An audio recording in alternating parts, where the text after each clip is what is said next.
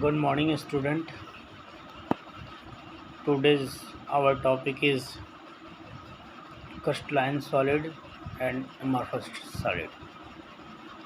देखिए बच्चे, जो हम लोग प्रीवियस लेक्चर में ये पढ़ चुके थे कि जो आपका सॉलिड था, ठीक है, तो सॉलिड की हम लोग बेसिक प्रॉपर्टीज़ के बारे में डिस्कस किए थे कि सॉलिड जो होता है इसमें इंटर मॉलिक्यूलर फोर्स स्ट्रांग होती है, डिफिनिट मास होता है, डिफिनिट वॉल्यूम होता है, शेप होता है, ठीक ना।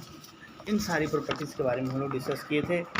इनकम्प्रेसिबल होता है, रिजिड होता है, इसके जो कॉन्स्टिट्यूएंट्स पार्टिकल्स होते हैं, ठीक है, इसकी फिक्स पोजीशन होती है, ऑक्सीलेट करते हैं only there mean position, that means की वाइब्रेशन कर सकते हैं।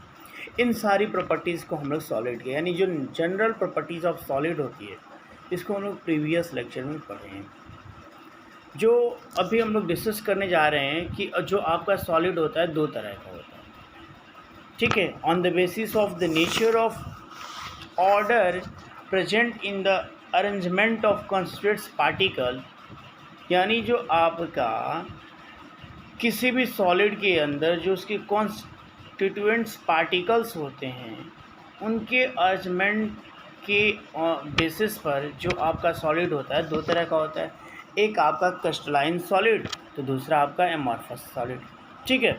अगर हम लोग क्रिस्टलाइन और एमॉर्फस सॉलिड की बात किया जाए तो जो आपके क्रिस्टलाइन सॉलिड होते हैं उनके जो कॉन्स्टिट्यूएंट्स पार्टिकल्स होते हैं वह रेगुलर अरेंजमेंट होता है, यानी the regular arrangement of constituents particle form long range, ठीक है। यानी जो डायग्राम में आपको दिख रहा होगा कि यहाँ देख रहे होंगे कि regular arrangement of the constituents particle for a long range, ठीक है। लंबी रेंज के लिए ही जो आपके कॉन्स्टिट्यूएंट्स पार्टिकल्स होंगे क्रिस्टलाइन सॉलिड के, उनका एक अरेंजमेंट रेगुलर होगा, ठीक है। एक एग्जांपल में बात कर रहा हूँ बच्चे कि अगर हम दो तरह के, आप चाक और मार्बल देखें ना, तो चाक और मार्बल दोनों हैं जो कैल्शियम कार्बोनेट से बना हुआ है। चाक और मार्बल दोनों कैल्शियम कार्बोनेट से बना है, लेकिन जो आपका चाक है वह चौक जो है वह सॉफ्ट, मतलब आसानी से टूट जाता है, जबकि वही आपका जो मार्बल है वह हार्ड होता है, ठीक। तो हम लोग बात कर रहे हैं कि ऐसी, यानी कि दोनों कैल्शियम कार्बोनेट से ही बने, दोनों के कॉन्स्टिट्यूएंट्स पार्टिकल सेम है, लेकिन जो आपका एक मटेरियल है वो हार्ड है और दूसरा जो है वो soft as comparison to marble, ठीक है। जो चाक है मार्बल के कंपैरिजन में सॉफ्ट है, ठीक है।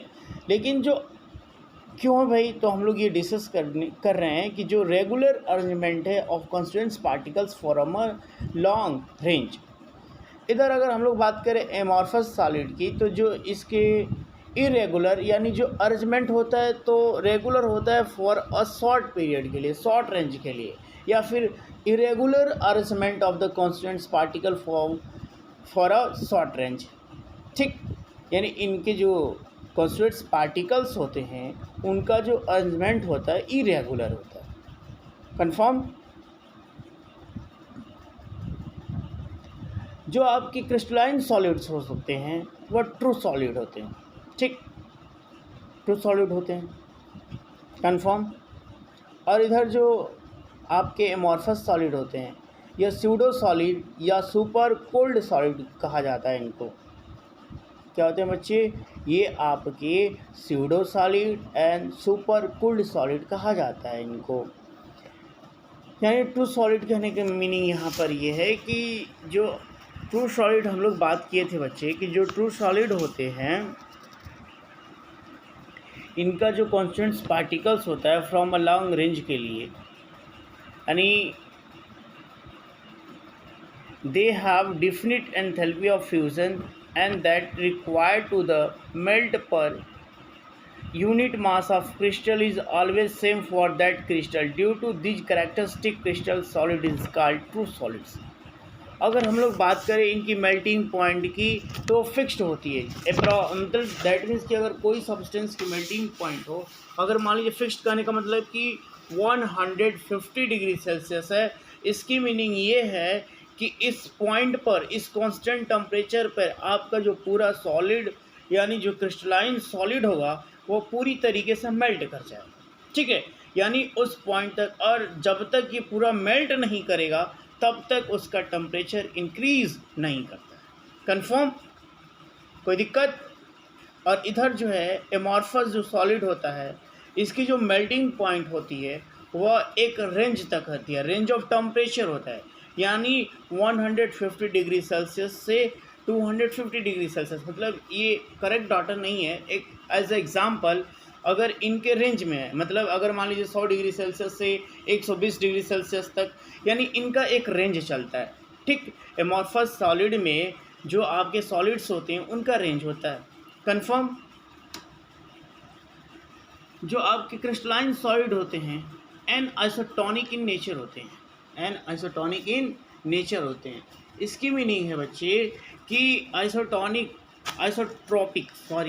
आइसोट्रॉपिक इन नेचर होते हैं।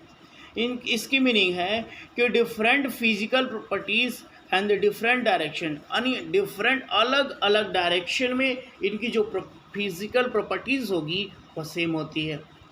अलग अलग डायरेक्शन में जिसकी जो फिजिकल प्रॉपर्टीज़ होती है वह सेम होती है। कन्फर्म? और अगर हम लोग बात करें एमॉर्फस सॉलिड की तो आइसोट्रॉपिक इन नेचर होते हैं, यानी same physical properties in different direction, same physical properties in different direction. देखिए अगर हम लोग नेचर की बात करें, चाहे वो आपका क्रिस्टलाइन सॉलिड हो या फिर एमॉर्फस सॉलिड हो, तो जो आपके क्रिस्टलाइन सॉलिड होते हैं उनका जो नेचर होता है वह एन आइसोट्रॉपिक होता है। एन आइसोट्रॉपिक का मतलब कि जो फिजिकल प्रॉपर्टीज़ होती है वो डिफरेंट डायरेक्शन के लिए डिफरेंट होती है, ठीक है। और अगर ये आपका एमॉर्फस सॉलिड है तो उसके लिए उसका जो नेचर होता है वो आइसोट्रॉपिक इन नेचर होता है, जिसमें आपकी same physical properties same direction different direction के लिए होती है, यानी same physical properties different direction के लिए होती है, ठीक है। एग्जाम्पल के रूप में आपका KCl है, यानी क्रिस्टलाइन सॉलिड का जो एग्जाम्पल है KCl है, NaCl है, जिंक सल्फाइड है, MgO मैग्नीशियम ऑक्साइड है, ठीक है। वहीं पर अगर एमॉर्फस सॉलिड की बात किया जाए तो रबर है, ग्लास है, प्लास्टिक है, एक्सेट्रा, ये सब किस में आते हैं? एमॉर्फस सॉलिड में आते हैं। कन्फर्म? तो इस तरीके से आपने देखा कि what is the difference between crystalline solid and amorphous solid.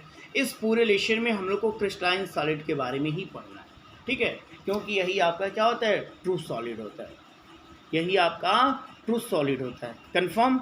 देखिए आगे, टाइप ऑफ क्रिस्टलाइन सॉलिड, यानी जो आपके क्रिस्टलाइन सॉलिड होता है वो 4 तरीके का, यानी 4 टाइप का होता है। फर्स्ट वन आयनिक solid, second one metallic solid, third one covalent solid, और फोर्थ वन जो होता है वो मॉलिक्यूलर सॉलिड। यानी टाइप ऑफ क्रिस्टलाइन सॉलिड कौन कौन से? आयनिक solid, metallic solid, covalent solid, molecular solid. ठीक, हम लोग बात करेंगे आज आयनिक सॉलिड की। किसकी? आयनिक सॉलिड। कन्फर्म? तो आयनिक सॉलिड की अगर हम लोग बात करें तो जो आपके आयनिक सॉलिड्स होते हैं, in this solids constituents particles are positive. ठीक है बच्चे, अगर इसके हम लोग बात कर रहे हैं तो जो आपके कॉन्स्टिट्यूएंट्स पार्टिकल्स होते हैं वह जनरली 2 आयंस के बने होंगे, और आयंस में आपका एक या तो पॉजिटिव आयन होगा या तो फिर निगेटिव आयन। यानी पॉजिटिव आयन को हम लोग कैटायन बोलते हैं और निगेटिव आयन को एनायन बोलते हैं। यानी जो आपके इसके कॉन्स्टिट्यूएंट्स पार्टिकल्स होंगे वो आयंस होंगे, आइदर वह कैटायन हो या फिर एनायन हो। Anions are arrange in 3 dimensional space, यानी ये जो 3 डायमेंशनल स्पेस में इसके आयन एक रेगुलर पैटर्न पर क्या होते हैं? कंबाइन होते हैं। किससे? यानी these ions are held together by a strong coulombic, यानी इसके जो कॉन्स्टिट्यूएंट्स पार्टिकल हैं इनके बीच में जो फोर्स ऑफ अट्रैक्शन लगती है वह स्ट्रॉन्ग फोर्स ऑफ अट्रैक्शन, जिसको हम लोग कूलम्बिक फोर्स या इलेक्ट्रोस्टैटिक फोर्स के नाम से भी जानते हैं। इसमें आपके आयंस डेवलप्ड होते हैं और आयंस के बीच में जो फोर्स वर्क करती है वो है आपकी इलेक्ट्रोस्टैटिक्स या फिर कूलम्बिक फोर्स। ठीक है, this solids are hard, brittle and have high melting point. देखो बच्चे, ये जो आपके सॉलिड होते हैं ये जनरली इनका जो नेचर होता है वो हार्ड होते हैं, ब्रिटल होते हैं। हार्ड होने की वजह से इनकी जो मेल्टिंग एंड बॉइलिंग पॉइंट होता है वो हाई होता है। यानी melting and boiling point of ionic solid is high. ठीक है, in solid state ionic solids are electrical insulator. ये तो बात आपको कंफर्म है कि जो आपके सॉलिड्स होते हैं वह जनरली हार्ड होते हैं, ब्रिटल होते हैं, इनके पास हाई मेल्टिंग पॉइंट और बॉइलिंग पॉइंट होता है। जो सॉलिड स्टेट होता है यानी आयनिक सॉलिड होते हैं, ionic solids are electrical insulator, यानी they can not flow of electric current because ions are not present to move, ions are not free to move. जो आयंस होते हैं वो फ्री मूव होने के लिए फ्री नहीं होते हैं। अगर इसको मोल्टेन में कर दिया जाए, मोल्टेन स्टेट में कर दिया जाए, तो यह इलेक्ट्रिसिटी को कंडक्ट करता है। यानी जो आपके आयनिक सॉलिड होते हैं तो ये जनरली इलेक्ट्रिसिटी के इंसुलेटर होते हैं, यानी बैड कंडक्टर होते हैं, लेकिन इनको मोल्टेन स्टेट में कर देते हैं तो they can conduct electricity, they can conduct electricity. इनके बीच में जो फोर्स ऑफ यानी जो अट्रैक्शन होता है वो इलेक्ट्रोस्टैटिक्स होता है, आयनिक बॉन्ड से बंधे होते हैं। But in the molten state या aqueous solution they conduct electricity because ions becomes free to move. देखो बच्चे, अगर हम लोग बात करें आयनिक सॉलिड्स की, तो जो आयनिक सॉलिड्स होता है वह आपका आयनिक सॉलिड, जो आयनिक सॉलिड होता है वह आपकी जो आयनिक सॉलिड होता है अगर मोल्टेन स्टेट में आ जाए, ठीक है, तो वह इलेक्ट्रिसिटी को कंडक्ट करता है, क्योंकि आयंस होते हैं और आयंस से रिस्पॉन्सिबल होते हैं इलेक्ट्रिसिटी के, यानी फ्लो ऑफ इलेक्ट्रिसिटी।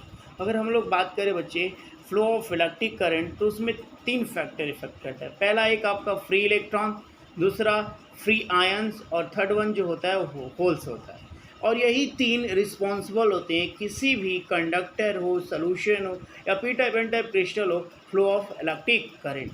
अगर आयन है तो उसमें इलेक्ट्रिसिटी फ्लो करेगी, ठीक है, यानी अगर कोई सोल्यूशन आयन प्रेजेंट है उसमें, अगर कंडक्टर है तो फ्री इलेक्ट्रॉन्स, अगर P type N type crystal है तो उसमें होल्स होते हैं। तो ये आपके मोल्टेन स्टेट में हो जाएगा तो इसमें आयंस हो जाएंगे, और आयंस होने की वजह से में इलेक्ट्रिसिटी यानी आयंस फ्री है मूव होने के लिए, तो इस कंडीशन में आपकी इलेक्ट्रिसिटी फ्लो करेगी। कंफर्म।